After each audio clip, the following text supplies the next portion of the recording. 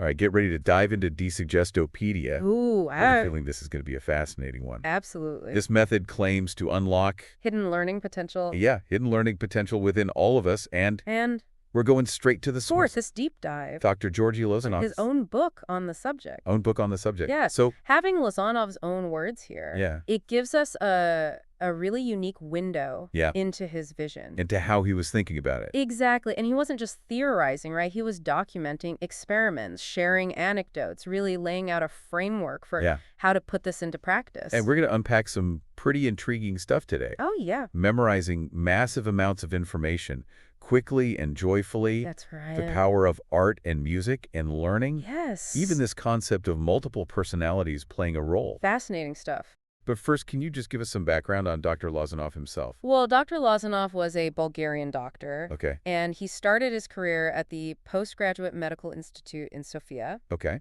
And he was deeply interested in the human mind and its potential, Right. which he believed was basically endless. Endless potential. So he's saying we're all capable of way more Way more. than we typically achieve. Much more. How did he go from being a doctor to developing this whole new learning method? Well, his research in psychotherapy played a key role. Okay. He noticed that patients in therapy were often capable of learning and changing far beyond what was typically expected. Right.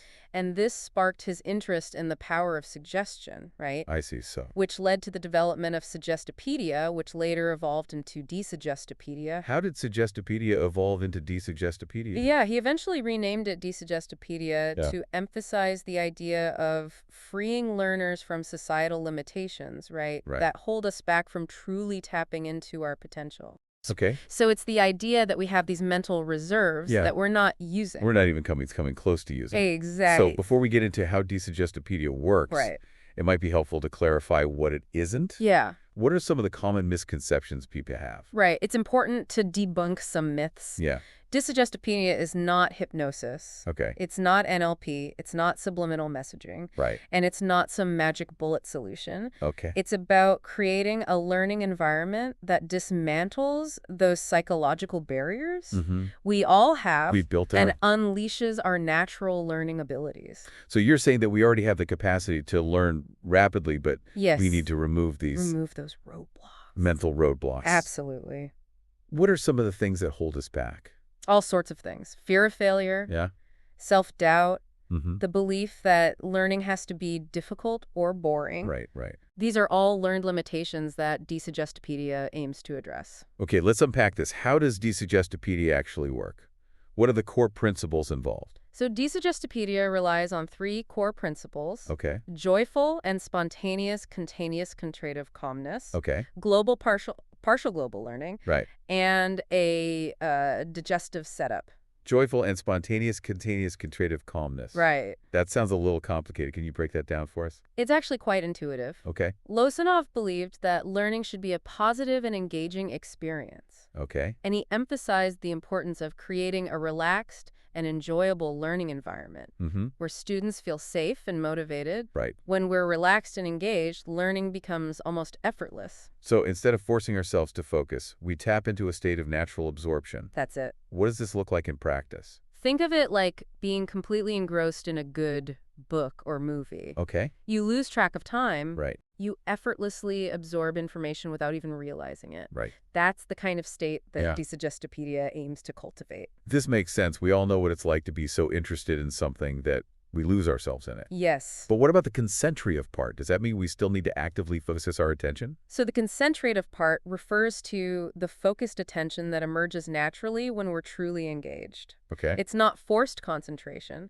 but a natural byproduct of genuine interest and enjoyment. So it's about finding that sweet spot where we're both relaxed and completely absorbed Exactly. in the learning process. Yeah, Okay, let's move on to the second principle, global partial global learning. right. Can you explain that one? This principle is all about how we structure the learning process. Okay. Global refers to the big picture, Okay. the overall context of what we're learning. Mm-hmm. Partial refers to the individual details, Okay. the specific facts and concepts. Got it.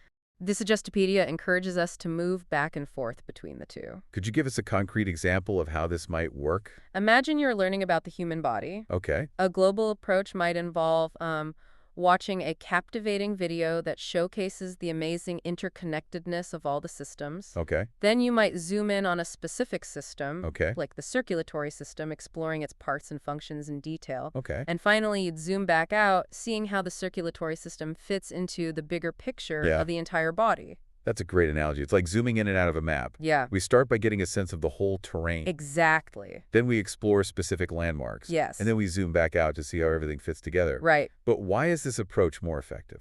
Because it helps us to make connections and see the bigger picture. Okay. Traditional methods often focus solely on memorizing isolated facts without understanding the broader context, which makes it harder to retain information and apply it in meaningful ways. It's like trying to put together a puzzle without seeing the picture on the box. Exactly. You might be able to force some pieces together, but you'll never truly understand the whole image. Right. Okay, so we've got the relaxed learning environment Right. and the big picture approach. What's the third principle of the digestive setup all about? So this is about dismantling those limiting beliefs we talked about earlier, Yeah. the fears, doubts, and negative messages we've internalized about our learning abilities. Right? It's about creating a learning environment that encourages students to believe in their own potential.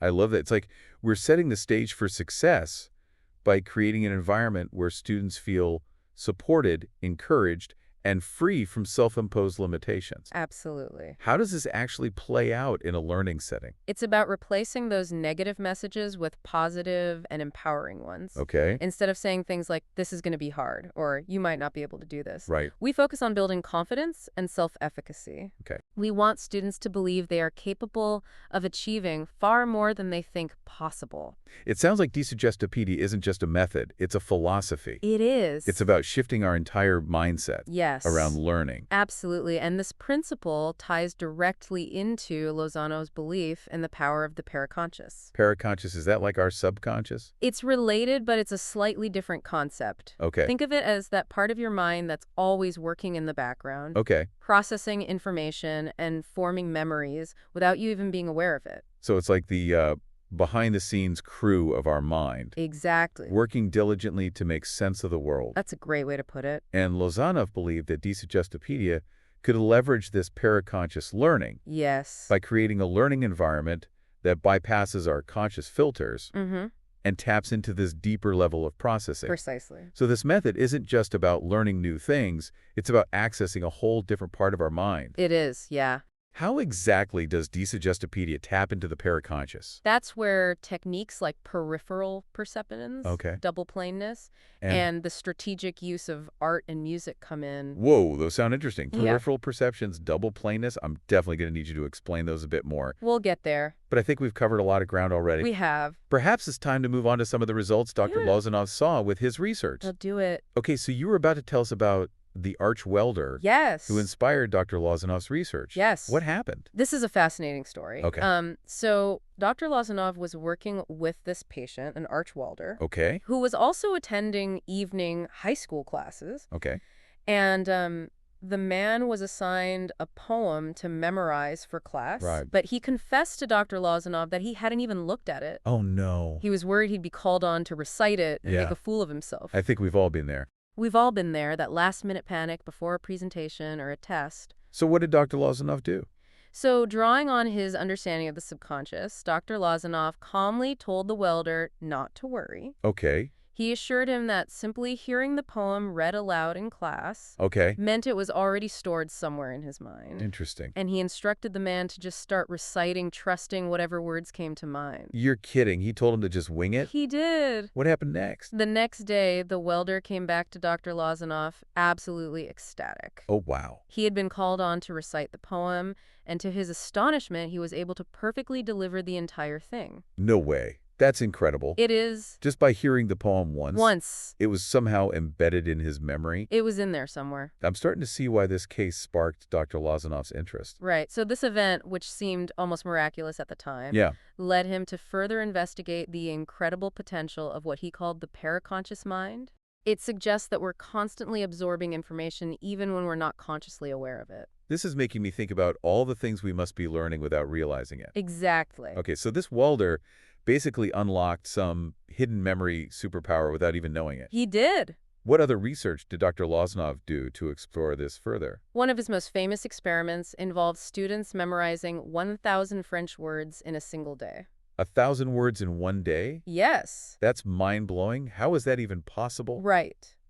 Did they use flashcards or some kind of memory trick? No, the key is that they didn't use any traditional memorization techniques, Okay. like flashcards or rote repetition. So no, Instead, they learned in an environment carefully designed to promote relaxation and enjoyment. okay. The words were presented in a meaningful context, Okay. using dialogues and stories, Right? and they incorporated music, art, and even humor Hmm. to make the experience engaging. So they were basically learning French while having a good time. Exactly. That sounds a lot more fun than the way most of us learned languages in school. I know, right? And the results were astonishing. Really? The students were able to recall a significant percentage of the words, not just immediately after the session, but also in follow-up tests. Wow, that's amazing. It is. But memorizing 1,000 words, even in a fun way, is still a pretty daunting task. Right. Did Dr. Lozanov's research involve, like, regular people, even children? Of course, Lozanov conducted a number of experiments with various age groups and subjects. Okay. One experiment involved first graders learning math through suggestopedic plays. Suggestopedic plays, what are those? It's basically a creative way to integrate math concepts Okay. into engaging theatrical performances. Oh, wow. And the results were remarkable. Really? The children showed significant improvement in their problem-solving abilities Okay. compared to those learning through traditional methods. They were learning math without even realizing they were learning math. That's pretty clever. It is. Did he do any work with adults? He did. He even worked with neurotic patients. Really? And he found that this type of learning not only enhanced their language acquisition, but also led to improvements in their symptoms. So this method is like a brain booster and a therapy session all rolled into one? It really does seem to have a wide range of benefits. Okay. He also conducted research in Vienna, Austria, Okay. with similar positive results in reading and overall academic performance. Wow. It seems that Suggestopedia has the potential to benefit learners across a wide range of contexts. Okay, I'm starting to see how powerful this method could be. It is powerful. But I have to ask, Yeah. what about the teacher's role in all of this? That's a great question. If it's not about lecturing or drilling information, Right. what are teachers actually doing in a Suggestopedia classroom? That's a great question, and it brings us to a crucial aspect of this method. The teacher's role shifts from being an authority figure to becoming a deceptive facilitator. A desuggestive facilitator? Yeah, That sounds like a completely different approach to teaching. it is. Instead of lecturing or giving commands, Right. the teacher uses what Lozanov called communicative suggestion, That's it. creating a playful, encouraging atmosphere Yes. that empowers students to learn independently. Right. They become more like a guide or a mentor, fostering a love of learning in their students. So let's do this, do that, Exactly. and more, let's explore this together. Precisely. And teachers' attitude is paramount. Okay, They need to genuinely believe in the student's potential right? and convey that belief through their words and actions. Okay. It's about creating a space of respect and love for each student. That's a far cry from the rigid, often stressful learning environments I know. I remember from my school days. Me too. This all sounds great so far, but you mentioned something earlier about using art and music in Suggestopedia. Yes, absolutely. Can you tell us more about that? Absolutely. Dr. Lozanov believed that art and aesthetics play a crucial role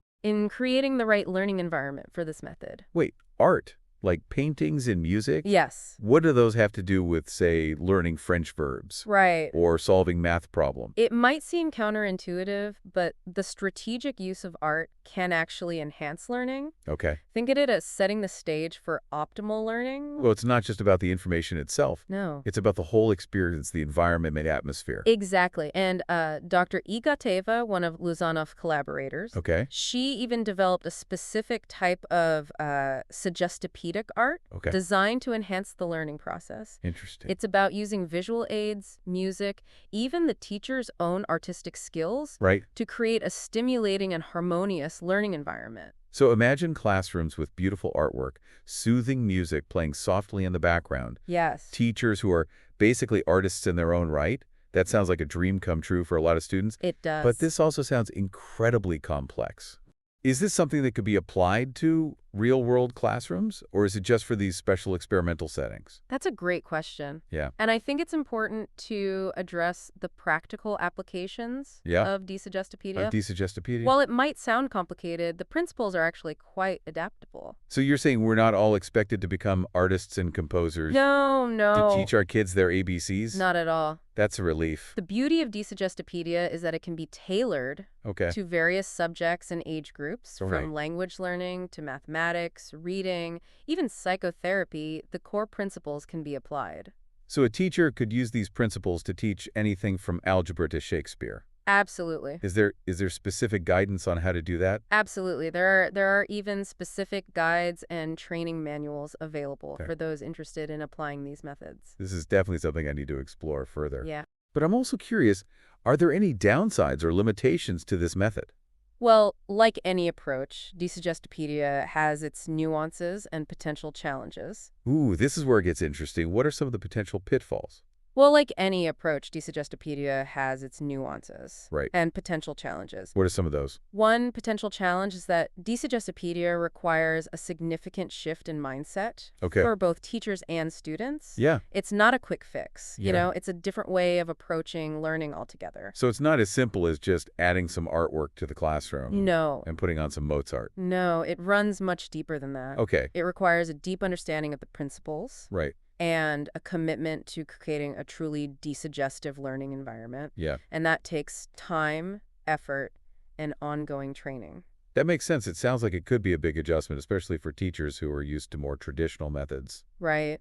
What about students? Yeah. Do they always buy into this new way of learning? That's another important consideration. Okay. While many students thrive in a Desuggestopedia environment, there might be some who initially resist the shift. Okay. They might be so accustomed to traditional methods that they find the freedom and playfulness unsettling. So it's almost like they need to unlearn some old patterns before they can fully embrace this new way of learning. Exactly. And that requires patience and understanding from the teacher. Yeah. It's about gently guiding students to step outside of their comfort zones and discover the joy of learning in a new way. I can imagine that takes a special kind of teacher. It does. Someone who's not only knowledgeable, Yeah. but also incredibly empathetic and adaptable. That's right. And you mentioned training before. Yeah. What does that involve? Training programs delve into the theoretical foundations of Desuggestopedia, exploring the research and the psychology behind it. Mm-hmm. They also offer practical guidance on how to create the right environment, how to use art and music effectively, Yeah. how to foster a sense of trust and playfulness in the classroom. It sounds like a pretty radical approach to education. It is. But honestly, after hearing about all the amazing results, Yeah. I can't help but feel excited about the possibilities. Me too. What do you think, for our listener, are some of the biggest takeaways from our deep dive today? I think one of the most important takeaways is that we all have this incredible potential for learning locked away inside of us. Right. Desuggestopedia offers a way to tap into those hidden reserves and learn in a way that is both effective and enjoyable. It really challenges us to rethink our assumptions about what's possible. Yeah. Imagine a world where learning is no longer a chore, I know, right? but a joyful and empowering experience for everyone. That's what Dr. Lozanov envisioned. Yeah. And I think his work offers a glimpse into a future where learning can be a source of joy, creativity, and personal growth for all of us. That's a future I'd love to be a part of. Me too. If our listener wants to explore these ideas further, are there specific resources you'd recommend? There are a number of books, articles, and even online training programs. Okay. Dedicated to Desuggestopedia, a simple online search will turn up lots of options. It sounds like this deep dive is just the beginning of a fascinating journey for our listener. It is. And I encourage our listener to approach learning with a sense of curiosity and playfulness. Yes, You never know what you might discover about yourself and your own hidden potential. that's so true. Beautifully said. Thanks for joining me on this deep dive. I think we both learned a lot today. The pleasure was all mine. Always happy to explore new ways to unlock the power of the human mind. And to our listener, keep those brains buzzing. Keep learning. We'll catch you on our next deep dive. So some of the potential pitfalls. Yeah, downsides, limitation. Well, one potential challenge is that Desuggestopedia requires Yeah, a significant shift in mindset for sure. for both teachers Right. and students. Yeah, It's not a quick fix. right. It's a different way of approaching learning Yeah. altogether. It's a whole different philosophy. Ways. So it's not as simple as just, Right. adding some artwork to the classroom and putting on some Mozart. No, no, it runs much deeper than that. Yeah. It requires a deep understanding of the principles Okay. and a commitment to creating a truly desuggestive learning environment. Right. And that takes time, Sure. effort, and ongoing training. That makes sense. It sounds like it could be a big adjustment, especially for teachers Absolutely. who are used to more traditional methods. Yes, very much so. What about students? Yeah. Do they always buy into this new way of learning? That's another important consideration. Yeah. While many students thrive in a desuggestopedia environment, Uh-huh. there might be some who initially resist the shift. They might be so accustomed to traditional methods Yeah. that they find the freedom Yeah. and playfulness unsettling. Interesting. Yeah. So it's almost like they need to unlearn Yes. some old patterns. They do. Yeah. Before they can fully embrace this new way of learning. Exactly. And that requires patience and understanding from the teacher. Right. It's about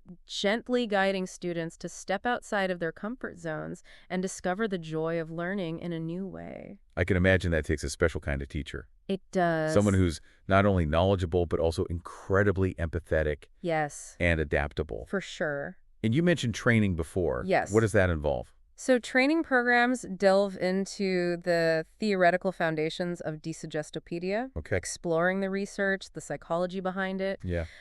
They also offer practical guidance on how to create the right environment, Yeah. how to use art and music effectively, how to foster a sense of trust and playfulness in the classroom. It sounds like a pretty radical approach to education. It is. It's a paradigm shift. But honestly, after hearing about all the amazing results, I can't help but feel excited about the possibilities. Yeah, there's so much potential there. What do you think, for our listener, are some of the biggest takeaways from our deep dive today? I think one of the most important takeaways is that we all have this incredible potential for learning Yeah. locked away inside of us. Right. Desuggestopedia offers a way to tap into those hidden reserves Yeah. and learn in a way that's both effective and enjoyable. And really challenges us to rethink our assumptions about what's possible. Absolutely. Imagine a world where learning is no longer a chore, but a joyful and empowering experience for everyone. I love that. That's the dream. That's what Dr. Lozanov envisioned. He did. And I think his work offers a glimpse into a future It does. where learning can be a source of joy, creativity, Yes, personal growth absolutely. for all of us. That's a beautiful vision. That's a future I love to be a part of. Me too. If our listener wants to explore these ideas further, are there any specific resources you'd recommend? There are a number of books, articles, and even online training programs. Okay. Dedicated to Desuggestopedia, a simple online search will turn up lots of options. Fantastic. It sounds like this deep dive is just the beginning. It It is of a is. fascinating journey for our listener. A journey of lifelong learning. Absolutely. And I encourage our listener to approach learning with a sense of curiosity and playfulness. Yes, You never know what you might discover about yourself and your own hidden potential. that's the beauty of it. Well said. Well said. Thanks for joining me on this deep dive. My pleasure. I think we both learned a lot today. I know I did. This was great. And to our listener, keep those brains buzzing. We'll catch you on our next deep dive.